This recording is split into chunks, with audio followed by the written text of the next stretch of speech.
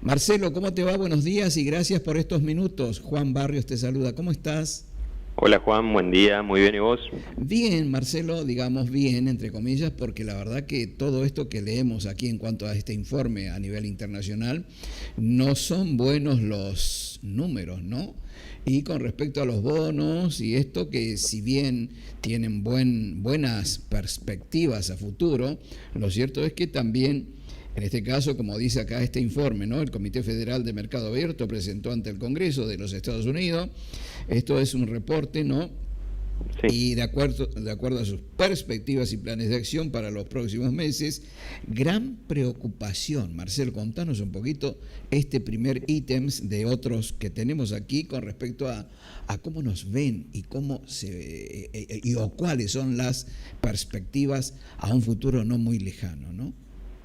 Bien, primero que nada, Juan, tenemos que pensar que el contexto internacional está bastante complicado, ¿no? O sea, en el mundo está habiendo una inflación alta para lo que es el mundo, ¿no? Estamos hablando de inflación por encima del 5% anual, Muchísimo. Mientras que Estados Unidos estaba acostumbrado a tener una inflación del 2%. En ese marco, la Reserva Federal de Estados Unidos vino incrementando gradualmente las tasas de interés, ¿no? Para controlar la inflación. Entonces, si bien la inflación bajó de cerca de tocar un 9, un 7, ahora está alrededor del 5, pero en la última reunión que tuvo el Comité de Política, digamos, de Mercado Abierto, es que dijeron que van a ajustar la tasa si la inflación no baja, digamos, al 2%, y aumentos de tasa de interés generan problemas para el financiamiento de las empresas. Sí. Y llevan a crisis financiera generalmente, ¿no? Entonces, esto pone muy nervioso al mercado financiero y lo vimos la semana pasada con fuertes caídas en las acciones, sobre todo en las tecnológicas, pero también el sector de la energía recortó. Entonces, hay mucha preocupación a nivel internacional por el efecto de las tasas de interés en la economía real. Sí, ¿no? sí. Y esto, por supuesto, que repercute, ¿no? A nivel internacional en todos los mercados y nuestra economía doméstica, digamos, bien gracias, ¿no? Porque de acuerdo a los datos del INDEX son pocos creíbles, ¿no, Marcelo? Sí, nosotros estamos sujetos, digamos, no estamos aislados del mundo, sí. Entonces todo esto nos pega. Hoy en el mundo tenemos una curva de tasas totalmente invertida. ¿Qué quiere decir esto? Que los bonos, por ejemplo, de corto plazo en Estados Unidos están rindiendo más que los bonos a 30 años, por ejemplo. Y este indicador digamos, adelantó las últimas 7 recesiones que hubo en Estados Unidos. O sea, las últimas 7 crisis financieras que hubo en Estados Unidos fue, digamos, anticipada por este indicador. Sí. Entonces, está generando alarmas a nivel internacional y poco a poco, digamos, los inversores tratan de refugiarse en activos de largo plazo que sean más seguros, ¿no? A ver, yo creo que nada va a cambiar, Marcelo, toda estas discusiones, porque se podría llamar así vulgarmente y utilizando un léxico callejero, ¿no? Estas peleas de conventillo que es lo que pasa hoy en nuestro país con respecto a si este es el candidato, si este no, si este sí. Bueno, todo esto nada que ver con lo que realmente está pasando a nivel internacional y en lo que a nosotros respecta no nos beneficia en absoluto, ¿eh? Porque el fondo está exigiendo ciertas medidas que por más que Massa candidato, no creo que se pueda resolver, más allá de todo lo que está pasando, ¿no? Sí, lo que el fondo está haciendo es apretando un poquito las clavijas porque, fíjate, de todos los planes que hizo Argentina con el Fondo Monetario Internacional, no cumplió ninguno, ¿no? Y parece que no va a ser la excepción. Obvio. Entonces el gobierno como que le presta plata al gobierno para que le pague su deuda nuevamente, sí, ¿no? Sus intereses. O sea, exactamente, es un deudor crónico el Estado Nacional Entonces, el fondo te presta para que vos no caigas en incumplimiento. Pero acá lo que están queriendo hacer es ocupar ese dinero que le prestan para tratar de mantener el tipo de cambio o hacer operaciones de mercado, digamos, cosa que el fondo está totalmente en desacuerdo, ¿no? Y el fondo sabe que vienen las elecciones y es probable que el gobierno incurra aún más en incumplimiento, ¿no? Porque hasta ahora el gobierno no ha cumplido las metas fiscales ni las monetarias.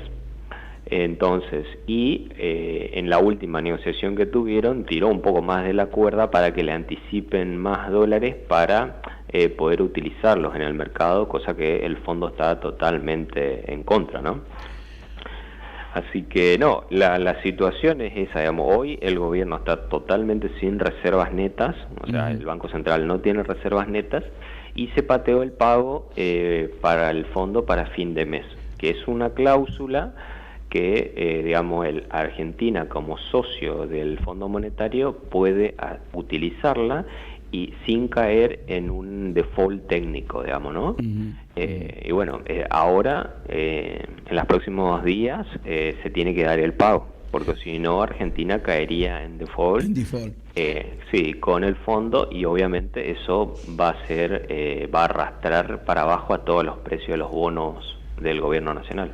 En definitiva y conclusión, Marcelo, me parece que sí, le deja una herencia, pero pesadísima al próximo gobierno, que también va a ser triste, ¿no? Las consecuencias para la gente, en definitiva para la gente, porque es un retroceder con esta situación de este gobierno que ha incumplido en todos los órdenes, y no es de ahora, no es de ahora. Todos lo sabemos, pero lamentablemente este es el panorama, ¿no? Negro panorama que tenemos a un futuro no muy lejano. Y sí, ten en cuenta que hoy Argentina tiene 20 millones de pobres, ¿sí? Cuando empezó el actual gobierno tenía 15 millones de pobres y hoy hay 20 millones de pobres en Argentina. Lo que se viene es, digamos, hay que hacer justamente un cambio en la política fiscal, hay que sacar el pie, digamos, de encima de las cabezas de la gente para que las personas puedan producir, puedan comercializar, es la única forma de salir de la pobreza, digamos, no existen recetas mágicas, la única forma de salir de la pobreza es trabajando, produciendo, ahorrando. Y bueno, si tenemos un Estado que no cobra un IVA del 21%, ganancia del 30%, ingresos brutos del 3%, importaciones, digamos, impuestos a las importaciones, a las exportaciones, impuestos para trabajar, difícilmente podamos salir de esta situación de pobreza con tantos impuestos sobre la cabeza de la gente, ¿no? Nunca, ¿no? Yo creo que si arrancamos por los impuestos a los alimentos, por ahí podríamos, avanzar, ¿no? Y después los otros impuestos. ¿Cuántos son, Marcelo? Son 100 y pico, ¿no? Son 100 y pico, sí, pero vos imagínate, en este país donde el 60% de los chicos son pobres, la leche está grabada con el IVA. Claro. Por eso decía, si le quitamos un poco de impuesto a los alimentos, ya está. O sea, podríamos arrancar por ahí, ¿no? Exactamente. Es algo que se hizo, por ejemplo, en el 2019, no sé si recordarás, pero ya después de las PASO, eso, si vos charlas con cualquier comerciante, digamos, se va a acordar que eso generó un dinamismo importantísimo en la economía en esos pocos meses. Lamentablemente, digamos, fue una política electoral, digamos, pero tiene sus efectos en el largo plazo si se lo hace de nuevo, mantiene. ¿no? Exactamente. Si se mantiene y sostiene en el tiempo, ¿no? Pero bueno, Marcelo, como siempre, excelente lo tuyo. Gracias, ¿Qué te puedo decir? Gracias por el aporte, ¿no? Te mando un abrazo y que tengas un buen día. Gracias, hasta luego. Hasta luego.